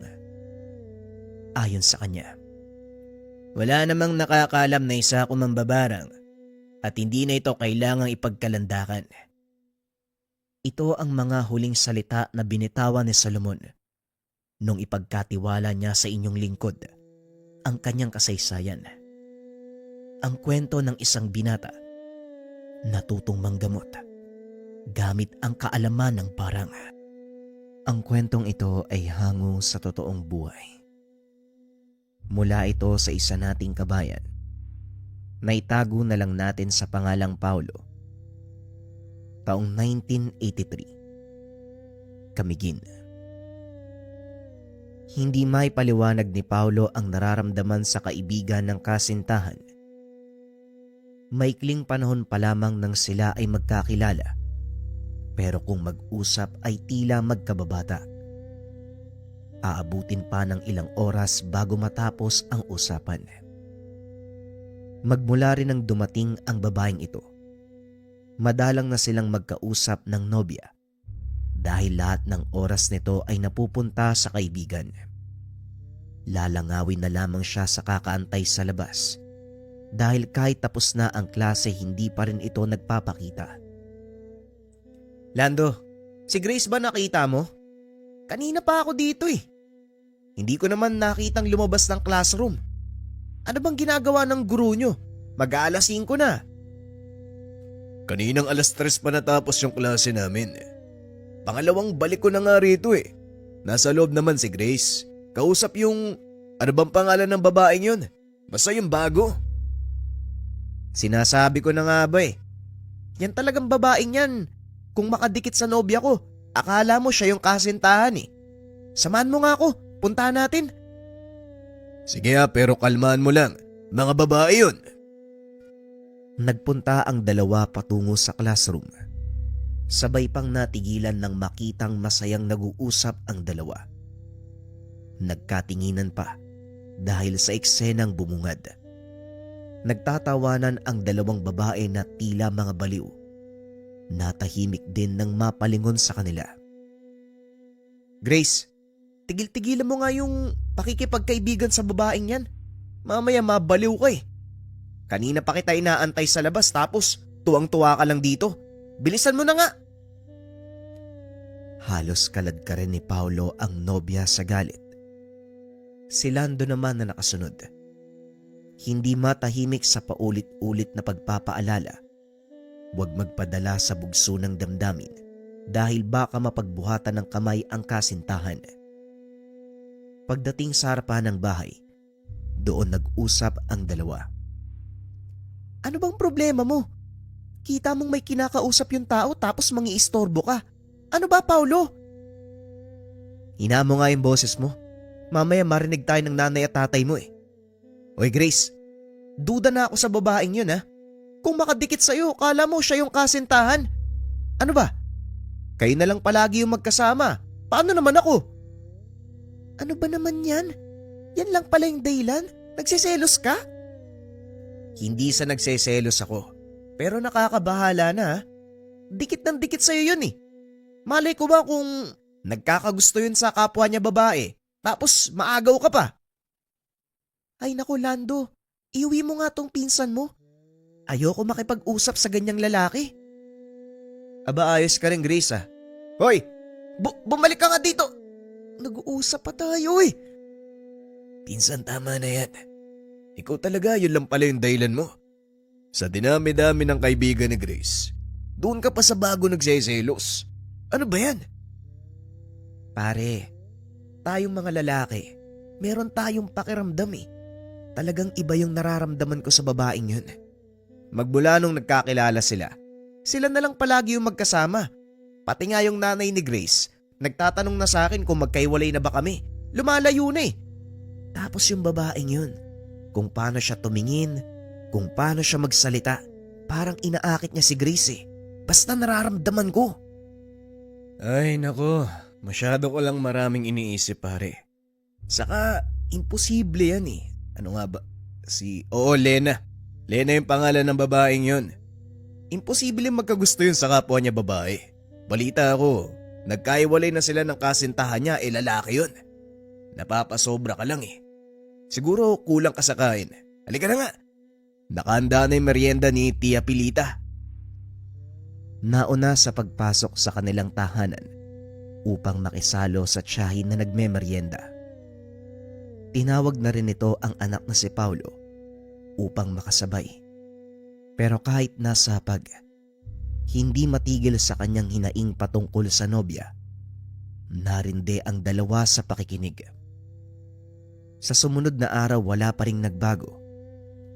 Dikit na dikit ang magkaibigang Grace at Lena na nakalimutan na si Paulo. Dahil sa sama ng loob, dumistansya muna ang binata. Nakaisip ng ideya na palihim na alamin ang katauhan ni Lena. Kasama niya si Lando sa gawaing ito. San mo ba ako dadalhin? Kulang na lang isipin ko na may gagawin kang masama sa akin. Dinadala mo ako sa kakauyan ah. Hindi pa ba tayo titigil? Nangangati na ako eh. Hindi na pwede to pinsan. Nakalimutan na ni Grace na ako yung nobya niya eh. Sumadya ako sa bahay nila para sana sabay kaming pumasok. Tapos sasabihan ako si Lena yung gustong kasabay. Ano yun? Paano ko? Mas gusto pang kasama yung babaeng yung kaysa sa akin? Talagang nakakasama na ng loob. Kailangan mo ba talaga akong dalhin dito sa kakauyan para lang sabihin yan? Pinsan, namumula na yung braso ko dahil sa pangati oh. Tapos walang kwenta lang yung maririnig ko. Sinong nagsabing walang kwenta yung maririnig mo? Lando, kailangan ko ng tulong mo. Aalamin natin kung anong meron sa Lena na yan. Kapag malaman ko lang kung galing ba yung pamilya niyan sa kriminal, tapos pinapakagat lang sa pain si Grace para kapag naloko kikidnapin, naku mapapatay ko yan. Hindi makapaniwala si Lando sa mga sinasabi ng pinsan. Napakamot pa sa ulo. Hinampas niya ito. Napakawalang kwenta mo talaga. Pinag-iisipan mo na masama ang tao. Dinadagdagan mo pa ng kung ano-ano. Ewan ko sa'yo. Diyan ka na nga. Nagmamadaling umalis si Lando. Kagad namang sumunod si Paolo para pigilan ng pinsan. Kaso nga lang napahinto sila nang makitang kumakaripas ng takbo si Lena. Sinundan nila ang babae, pero dahil sa bilis nito ay hindi na naabutan. Naligaw pa sila doon sa loob. Ano na? Tayo pa tuloy yung nawala. Bakit kasi kailangan mo pang sundan eh? Sumunod pa tuloy ako sa'yo. Nakakainis naman oh. Oy, wala naman akong sinabing sumunod ka sa akin ah. Tapos ako yung sisisihin mo. Oo na. Pero paano tayo ngayon? Hindi ko na matandaan yung daan oh. Ikaw ba? Hindi rin eh. Naengkanto yata tayo ah. Tignan mo. Dito na tayo galing kanina eh. 2 beses ko nang napansin yung batong to. Saka yung punong yan oh. Sigurado ka ba? Lagyan mo nga ng palatandaan tapos maglakad tayo uli. Tignan natin kung tama ka. Binali ni Paolo ang nakalaylay na sanga ng puno sa tabi. Pagkatapos ay lumakad silang dalawa. Makalipas ang ilang sandali, kinilabutan dahil bumalik lamang sila sa bahaging iyon. Muli nilang sinubukan. Sa ibang direksyon naman pero pabalik-balik lang sila sa lugar. Dito na sila nakaramdam ng takot. Lalo pa nang mapansing parang may dumaan sa unahan. Isang itim na anino. Kasalanan mo talaga to eh. Paulo, kung doon mo sa paaralan sinabi yan, wala sana tayo dito. Hindi sana tayo pinaglalaroan ng engkanto. Parang malapit na nga sa atin eh. Habang tinitignan ang bandang likuran kung saan napansin ang anino. Siguro, makakalabas din tayo dito. Baliktarin lang natin yung damit natin. Bilisan mo! Nataranta ang dalawa. Bago pa man mabaliktad ang kasuotan, nakita nila ang anino na ngayoy nasa malapitan. Walang muka. Sadyang purong itim lamang ang buong katawan. Kumaripas sila ng takbo pagkatapos nun. Hingal na hingal. Kabado. Nanginginig. Hindi nila alam kung paanong nakabalik ng tahanan. Nagtaka ang mga matatanda sa itsura nila. Si Paolo naman, hindi nagpaawat pagkakita kay Grace. Hoy, ikaw, itigil mo na yung paglapit kay Lena. Engkanto yun! Engkanto yung babaeng yun! Kumunot ang noo na Grace. Masamang tinitigan ang nobyo. Anong engkanto yung sinasabi mo? Baliw ka ba? Saan ba kayo galing? Kaninang umaga pa kayo nawawala ah. Ano? Anong kaninang umaga? Wala pa ngang ilang minuto kami sa kakauyan. Dito napagtanto ng dalawa ang oras. Dakong 4:00. Ang matatanda ang nagpapatunay na maigit 6 na oras na silang nawawala magmula nang umalis. Dahil dito, lalong hindi mapakali si Paolo. Sa paglipas ng mga araw mas lalo pang napalapit si Grace kay Lena. Tinagurian na kambal tuko ng mga kaklase dahil hindi naghihiwalay. Palaging magkasama kahit sa pagbili ng pagkain sa tindahan, sa pagpasok hanggang sa uwian. Mas lalo namang nawalan ng gana si Paolo. Nagpa siyang makipaghiwalay na lamang sa nobya. Kagad pumayag si Grace na mas ikinagulat ng binata 3 taon silang magkasintahan, walang pagdadalawang isip itong sumang-ayon. Hindi siya makapaniwala sa desisyon ni Grace. Oh, ano mo kaya yan, pinsan? Galing ka ba sa bahay ni Grace? Nakapag-usap na ba kayo? Kumusta naman? Lagot talaga sa akin yung Lena na yan. Binibiro ko lang naman na maghiwalay kami, pero pumayag ka agad. Sa tingin ko mangkukulam yung babaeng yun eh. Nilason niya yung isip ni Grace. Halika, samahan mo ako. Pupuntahan natin yung Lena na yan. Teka, sandali lang, pinsan, yan ka na naman eh. Pinapairal mo na naman ang pagkamainitin ng ulo mo. Kalmahan mo lang. Baka naman kasi nagsawa na si Grace sa'yo. Anong nagsawa? Ang ayos-ayos naming dalawa. Nasira pagdating ng pesteng Lena na yan eh. Engkanto yan. Mangkukulam, manlalason, mga agaw. Lahat ng kasamaan nasa kanya eh. Ang dami mo namang tinatawag. Ano ba talaga alin dyan? Pinsan, alam kong masakit hiwalayan, pero wag ka namang ganyan. Nagkakasala ka na sa tao eh. Pinaparatangan mo ng kung ano-ano. Ang hina talaga ng kukote mo, no? Hindi ako nasaktan dahil pumayag si Grace na magkaiwalay kami. Alam kong hindi siya yun. May sumanib sa katawan niya, kaya siya naging ganon. Alam mo, pinsan, kapag pinapakinggan kita, isipin ko ikaw yung mas nasisiraan ng bait eh. Kung ano-anong sinasabi mo. Huwag mong kalimutan. Nung sinundan natin siya sa Kakahuyan, di ba naligaw tayo? Tapos may lumitaw na anino? Alam kong engkanto yun. Si Lena yun. Napailamos na lang ng mukha si Lando. Naiirita na sa pinsan. Dinala niya ito sa kaibigan ng ama na isang albularyo. Nagtaka si Paulo kung bakit sila nagtungo sa lugar. Lando, kumusta? Bakit kayo naparito? May problema ba uli sa inyo? Hindi po sa bahay. Ito pong pinsan ko. Parang nasisiraan na ng bait kakaisip. Sana po matulungan nyo. Malapit na kasi kumawaan eh. Ano bang problema, Eho? Maayos ka naman. Walang kapit ng kahit anong masamang elemento. Ang nasayo ay galit. May kaway ka ba? Meron po, isang engkanto. Albularyo po kayo, hindi ba? Tulungan niyo po ako mai-dispatch siya yung babaeng yun. Inagaw niya yung kasintahan ko eh. Engkanto. Babae. Inagaw ang kasintahan mo, Habar. Ay ano bang ibig mong sabihin? May isang babaeng engkanto na gustong makuha ang nobya mo, tama ba?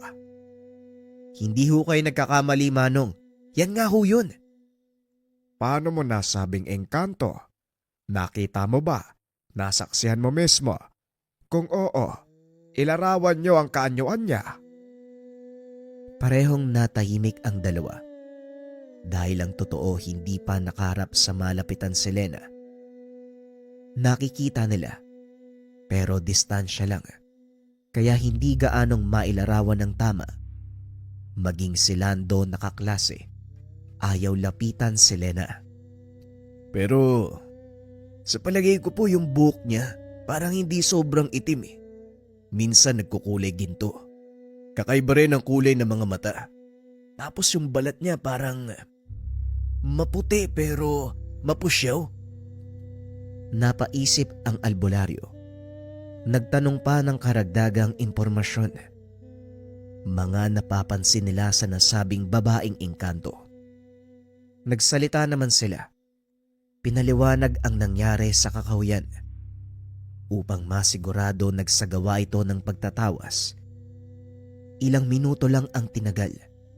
Nalaman nila ang katotohanan. Sabi na nga ba tama ako eh. Hindi ako nagkamali. Engkanto nga si Lena. Nilason niya ang pag-iisip ni Grace. Malilintikan siya sa akin. Hinay-hinay, Iho. Kung gusto mong turuan ng leksyon ng engkantong yan na dumidikit sa nobya mo, hayaan mong tulungan kita. Ako nang bahala. Ituro nyo lang kung nasaan siya. Napangiti si Paulo. Hindi na makapag-antay na gumante sa lahat ng ginawa ni Lena. Pinauwi muna sila ng albularyo dahil bukas na gagawin ang pagtulong sa kanila. Meron pa itong kailangang unahin. Wala namang nagawa ang dalawa kung hindi magalang na sumunod. Kinabukasan, nahirapan silang mahanap si Lena dahil walang pasok. Araw ito ng Sabado. Inabangan nila sa kakauyan pero sumapit na lamang ang tanghali. Wala silang nakita. Naburyo sa kakaintay. Tanungin kaya natin si Grace. Baka alam niya kung saan ang bahay ni Lena. Hindi yung nandito lang tayo sa kakauyan. Kinikilabutan na ako eh. Ang sukal dito. Huwag ka ng maraming reklamo, pinsan. Gusto nating mahuli sa akto si Lena kaya tayo nandito. At isa pa, wala namang bahay siguro yun, sa mga puno lang nakatira yun. Engkanto nga, 'di ba? Pero, sige na nga. Puntahan natin si Grace, baka may makuha tayong impormasyon sa kanya para makita ko rin siya. Pagdating sa tahanan ni Grace, nagulat sila dahil nagkakagulo ang lahat. Ang mga matatanda, may kung anong sinasabi tungkol sa engkanto. Nawawala ang dalaga. Ang sabi ng kanyang ina, nagpaalam ito kahapon bandang 6:00 na merong pupuntahan. May kasamang babae pero hindi nila matandaan kung sino. Ang sabi niya, dadalo sa kaarawan ng kaibigan. Sinundo pa nga dito eh. Ang problema ngayon, hindi ko matandaan kung sino yung babaeng nagpaalam sa aking anak.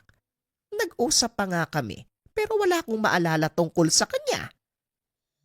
Yan kasi sabi ko sa'yo, wag mong hayaang maglakwat siya, bata. Ngayon saan natin siya hanapin? Hindi natin alam kung sino yung kasama niya.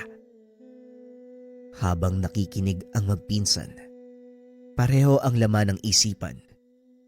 Iisang tao lang ang gumawa nito. Walang iba kung hindi si Lena. Ngayon may matibay na tayong basehan. Talagang masama yan si Lena. Tinangay niya ang kasintahan ko. Halika na sa bahay ni Manong. Ipaalam natin sa kanyang nangyari para matulungan tayo kagad. Nagtungo sila sa bahay ng albularyo. Naabutan naman nila. Kagad pinaliwanag ang nangyari sa dalaga. Muling nagsagawa ng pagtatawas upang malaman kung nasaan si Grace. Katulad ng sinabi ng matanda, hawak nga ito ng engkanto. Huwag kayong mag-alala dahil mababawi natin si Grace. Kailangan lang mag-antay ng tamang araw. Sasabayan natin kung kailan mahina ang mga nilalang. Kailangan nating aktuhan sa araw ng Biyernes. Ganun po ba? Sakto po pala, Biyernes ngayon eh. Sandaling napaisip ang albularyo. Napakamot sa ulo ng mapagtantong nakalimutan ng araw. Ayaw nga no, Biyernes nga pala. Pasensya na. Akala ko linggo ngayon eh. Naghatid kasi ako ng manok na panabong sa kumpare ko. Ayaw siya, maghahanda lang ako ng gamit ha. Antayin niyo ako sa labas. Habang naghahanda ng mga kagamitan ang albularyo, hindi na makapag-antay si Paolo na babawi ang nobya. Si Lando naman ay hindi makapaniwala sa nangyari. Hindi akalain na makakaengkwentro ng hindi ordinaryong nilalang. Paglabas ni Mang Maning, dumiretso na sila sa kakauyan kung saan sila pinaglaruan ng engkanto. Ang nilalang na yon at si Lena ay iisa lang, batay sa ginawang pagtatawas. Hinayaan nila ang albularyo na gawin ang nararapat. Tahimik lang silang nanonood. Nakikidasal na rin nang magsimula na ito. Mahaba ang orasyon. May kung ano itong ginawa na hindi nila mapangalanan dahil wala silang sapat na kaalaman sa mga ganitong uring bagay. Nagpausok ito. Nagsalita ng Latin. May kung anong dinurog na ikinalat sa paligid. Ilang sandali pa nag-iba ang ihip ng hangin. Unti-unti nilang nararamdaman ang malakas na bugso. At parabang may mga tao sa paligid dahil sa aninong dumaraan. Mabilis ang galawan. Huwag niyong pansinin ang mga yan kung ayaw niyong matangay patungo sa kanilang mundo. Sa akin lang kayo tumingin at makinig. Kaunting test na lang at mahanap ko na ang engkantong kumuha sa inyong kaibigan. Maraming makikisabay sa ginagawa kong ritual. Ginawa ni Mang Maning ang makakaya upang mahanap ang engkantong Selena, maging ang mga kalahi nito na hindi naman kasali sa kaganapan, nagpakita upang makisali sa gulo. Hindi to hinayaan ni Mang Maning. Dinaspat siya gamit ang karunungan. Makalipas lamang ang ilang sandali, may boses na umalingaw-ngaw sa kapaligiran. Mararamdaman sa tinig nito ang galit. Ang mga nilalang, sila na ang gumawa ng kasamaan. Sila pa ang may ganang magalit. Nasaan si Grace? Ilabas mo siya kung ayaw mong tuluyan kita. At wag mo kong sinisigaw-sigawan ha. Kapag ako'y nagbanggit pa ng isang orasyon, siguradong matutuluyan ka na. Alam mo yan. Sina Paulo at Lando na nakikinig. Nakita ang nangyayari sa paligid. Walang ibang magawa kung hindi ang kilabutan. Nagmatigas pa ang engkanto. Inilabas ng albularyo ang bote na may lamang langis. Isinaboy ito sa kanyang direksyon. Dito muling umalingaw-ngaw ang nakakakilabot na ingay. Umeeko ito sa buong kapaligiran.